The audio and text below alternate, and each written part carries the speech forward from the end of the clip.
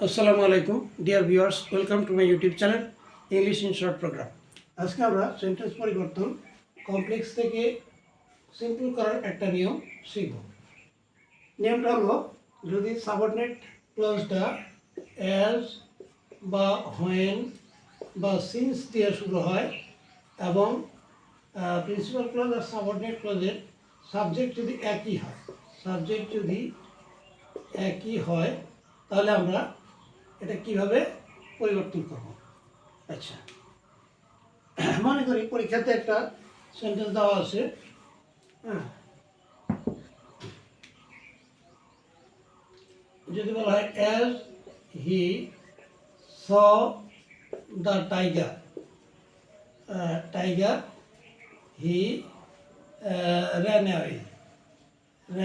Away, এরকম sentence আছে, লেখা থাকলো যে মেক ইট কি সিম্পল। তাহলে আমরা দেখতে পাচ্ছি এখানে as he saw the tiger, যেহেতু সে বাঘ দেখলো, বাঘ দেখার কারণে হি র্যান অ্যাওয়ে, সে পালিয়ে গেল বা দৌড়িয়ে গেল। তাহলে এখানে আমরা দেখতে পাচ্ছি যে অ্যাজ দিয়া সাবঅর্ডিনেট ক্লজটা শুরু হয়েছে এবং সাবজেক্ট এই হি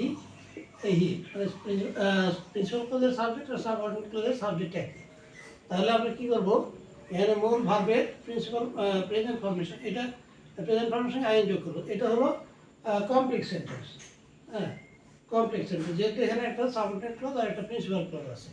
তাহলে আমরা এই মূল ভার্ব সি এর মূল ভার্ব স আছে, এখানে সহায়তার প্রেজেন্ট ফর্মে সি এর সঙ্গে আমরা সিম্পল করতে গেলে সি এর সঙ্গে আইএনজি যোগ করবো।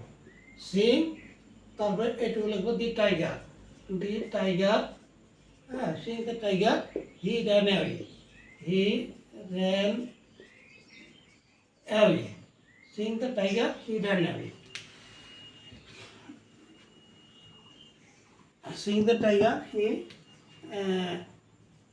ran away। তাহলে এটা বাঘ দেখে সে পলায়ন করলো। এখানে একটা সাবজেক্ট আর একটা ফিনিশ ভার্ব আছে, এখানে দুইটা সাবজেক্ট ছিল হি আর এখানে হি, এটাতে দুইটা ভার্ব ছিল, এটা হলো সি আর একটা হলো রান।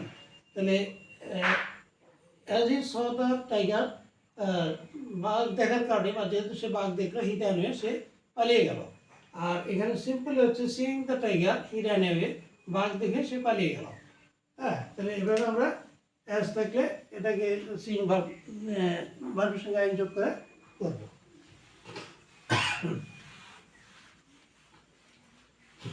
আচ্ছা, এখন যদি সিন্স থাকতো, এরকম সিন্স হি ওয়ার্ক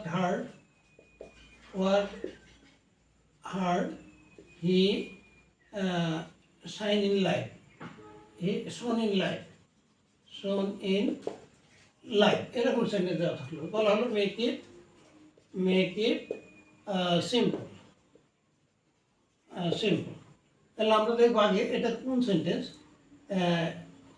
এটা কমপ্লেক্স না কম্পাউন্ড। যেহেতু এখানে সিন্স আছে, সাবঅর্ডিনেট কনজাংশন দিয়ে শুরু হয়েছে, হি ওয়ার্ক হার্ড, এটা হলো সাবঅর্ডিনেট ক্লজ, আর হি শোন ইন লাইফ, সে জীবন উন্নতি করেছিল, এটা হলো প্রিন্সিপাল ক্লজ। তাহলে শুরু হয়েছে সিন্স দেওয়া, তাহলে এটা যেহেতু সাবঅর্ডিনেট ক্লজ আর প্রিন্সিপাল ক্লজ, তাহলে এটা কমপ্লেক্স সেন্টেন্স। তাহলে এটাকে আমরা করবো সিম্পল করতে গেলে কী করবো, যেহেতু এখানে সিন্স কথা আছে এবং প্রিন্সিপাল ক্লজ আর সাবঅর্ডিনেট ক্লজের সাবজেক্ট একই, তাহলে আমরা এই ভার্বটা এখানে ওয়ার্ক ভার্বটার প্রেজেন্ট ফর্ম নেব। প্রেজেন্ট ফর্ম হলো ওয়ার্ক, তার সঙ্গে আইএনজি যোগ করবো, ওয়ার্কিং হার্ড, তারপর একটু লিখে দেবো প্রিন্সিপাল ক্লজটা হি শোন ইন লাইফ, তাহলে এটা সিম্পল লিখে দেবো। এখানে হচ্ছে সিন্স হি ওয়ার্ক হার্ড, যেহেতু সে কঠোর পরিশ্রম করেছিল, হি শোন ইন লাইফ, সে জীবনের উন্নতি করেছিল, কঠোর পরিশ্রম করার কারণে সে জীবনের উন্নতি লাভ করেছিল। ওয়ার্কিং হার্ড হি শোন ইন লাইফ, কঠোর পরিশ্রম করে সে জীবনের উন্নতি লাভ করেছিল। এখানে একটা সাবজেক্ট, একটা ফিনিশ ভার্ব, এখানে দুইটা সাবজেক্ট ছিল, একটা আর দুইটা ফিনিশ ভার্ব ছিল, ওয়ার্ক আর হলো শোন। হ্যাঁ, তাহলে এটা হলো simple sentence.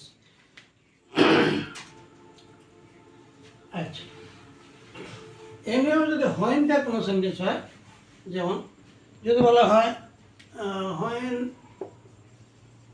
The boy store, when the বয়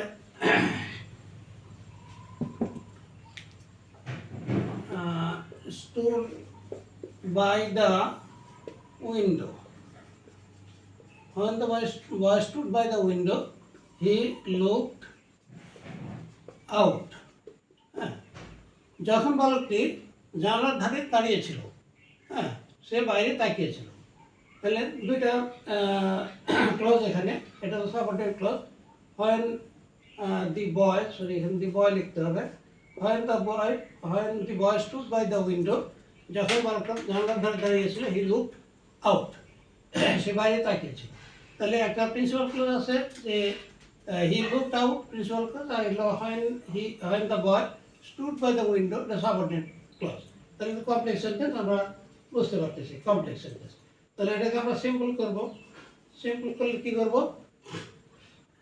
এখানে দি বয় স্টুড,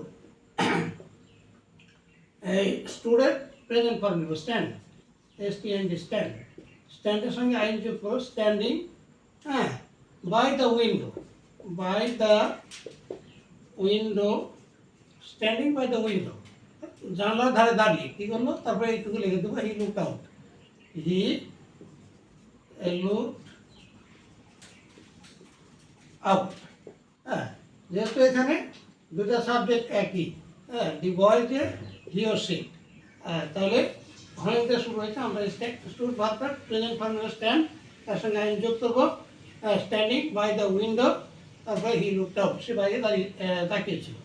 তাহলে when the boy look stand, when the boy stood by the window, যখন বালকটি